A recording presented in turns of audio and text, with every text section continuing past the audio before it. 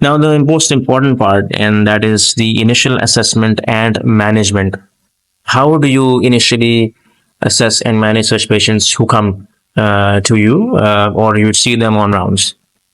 The initial approach is systematic. If you look at this, I have made a flow chart to explain that to you.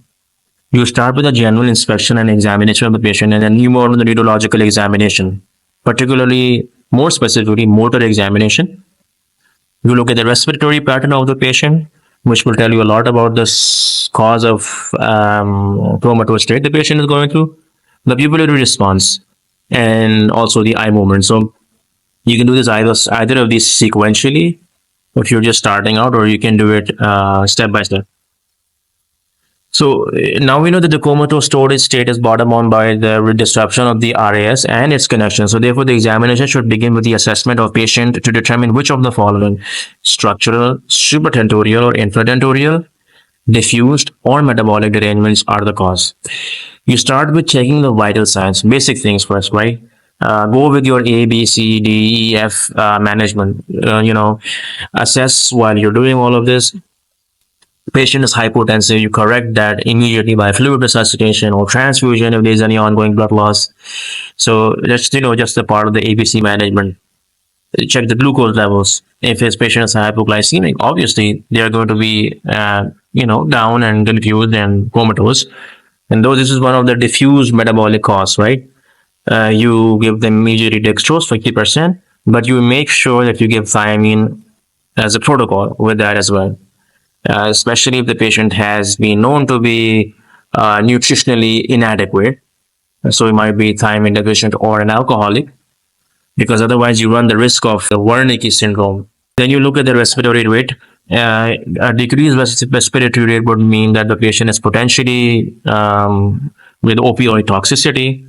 So in that case, you give the patient naloxone, and also check the fever. If the patient has fever and they are comatose, it does raise suspicion for CNS infection or a sepsis as a cause, but due to undetermined cause at the moment. So, assessment continues, but you check these things first and assess as well as treat accordingly. So, coming to the general physical examination to confirm or reject your diagnoses, you start with the general examination with the nails, skin, and mucous membranes for pallor, jaundice, petechiae, cherry redness of the skin, hyperpigmentary changes, flapping tremors. You're ruling out anemia, hepatic encephalopathy, carbon monoxide poisoning. All of these can cause that. You examine the breath for any acetone or alcoholic smell. These would raise suspicion for diabetic ketoacidosis or alcohol intoxication, respectively. You look at the fundus. Ideally, you should to examine for raw spots, any hypertensive retinal changes, or papilledema, or any subhyaloid hemorrhages, which would raise suspicion for endocarditis, hypertensive intracerebral hemorrhage because of retinal changes, or raised ICP in cases of hydrocephalus as a result of complications of various diseases or otherwise chronically. Okay. You examine the scalp for signs of trauma, which would be battle eyes, raccoon eyes, the battle sign, as well as you look for CSF leakage, looking for CSF autoria. So, all of those things would suggest that the patient has had a severe trauma to the head, which is causing the comatose state, right?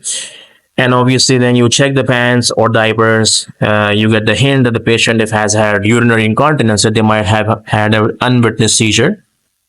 And you check the neck for any resistance on passive flexion, not in all directions, mark my words, but on passive flexion, suggestive of CNS infection.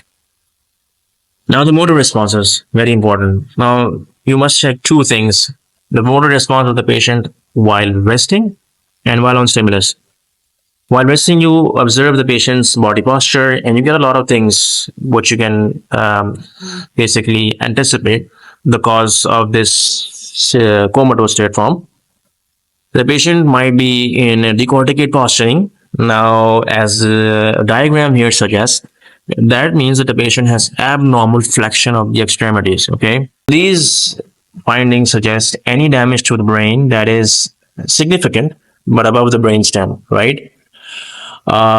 So swelling in one hemisphere that is compressing the diencephalon. And the diencephalon is the area of the brain that is comprising of the hypothalamus, the thalamus area surrounding that as well. So it can cause decorticate posturing. That is caused by bilateral damage to the diencephalon or the upper midbrain region. Now, as the lesions here can clearly show where the damage is, you see that the patient has abnormal flexion response of the upper extremities and extensor posturing of the lower extremities, which is decorticate.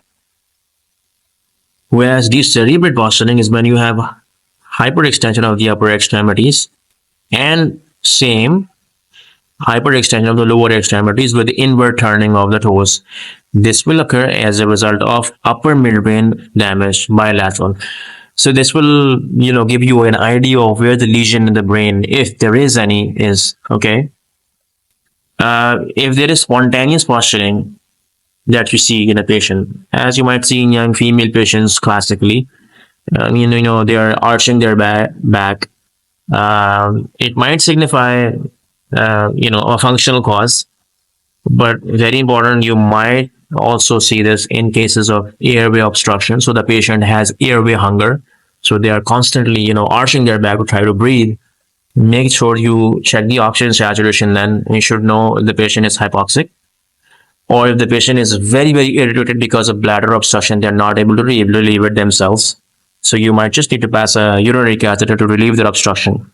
So remember these three things with spontaneous posturing. Otherwise, obviously, if you get spontaneous involuntary movements, which are symmetric or asymmetric, both, they can significantly suggest an ongoing seizure. Now, if it is obviously asymmetric, that might be suggestive of a focal seizure. If it is symmetric, that might be suggestive of a generalized seizure. Okay. Otherwise, if the patient has just asymmetric body posturing that has been chronically there, if there is any such thing that is seen with increased tone, that might suggest hemiparesis. Might be because of an old stroke or any other structural lesion like a mass question here now. So, if you have a 55-year-old female with known comorbidities of hypertension and diabetes who is admitted in the ICU setting at a tertiary care hospital, she is being treated for volume overload due to acute kidney injury and sepsis. The patient suddenly developed jerking body movements and frothing from mouth. She was given injection erase 1 gram IV that aborted the episode, and the patient's labs were as follows. The HP is 16, the TLC is 12, the platelets 242, sodium of 120, potassium 4.2, bicarbonate 18, total bilirubin 3.2, alk phos 242. The patient is now drowsy. She has no previous history of seizures. Now, what could be the cause of the reason or the diagnosis of this drowsiness of hers? So I'll give you some time to think through, and we'll discuss the answer.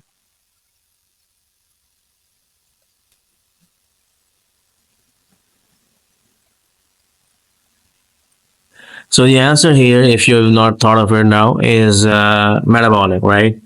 Okay, now why didn't I say epilepsy? Because, obviously the patient had that seizure, right? Why isn't it epilepsy? Well, you need to know that epilepsy basically is a disorder of two or more unprovoked seizures in a patient that have no, provoking cause inside it. So basically, might have an MRI or brain CT imaging that is normal. Patient's labs are normal. This patient does not have any fever, no other cause suggestive of a seizure. But this patient has still having seizures. So that is epilepsy. Must be two such episodes for it to be called epilepsy. This patient has a low sodium of 120. So this is clearly a provoked seizure. You know that hyponatremia causes seizures, right? So that's why this confusion or this drowsiness the patient has had is because of the seizure the patient has had, right? This is post-ictal confusion, drowsiness. And so the cause, metabolic, right? Obviously, it can be cardiovascular. If it was, the patient would be having, chest pain. The patient would be having a troponin leak, which is not mentioned here, obviously, but, understood. Otherwise, it would have been mentioned. Or, the TLC would have been raised. The bicarbonate would be super low. That would suggest a sepsis as a cause of this seizure that patient had, right?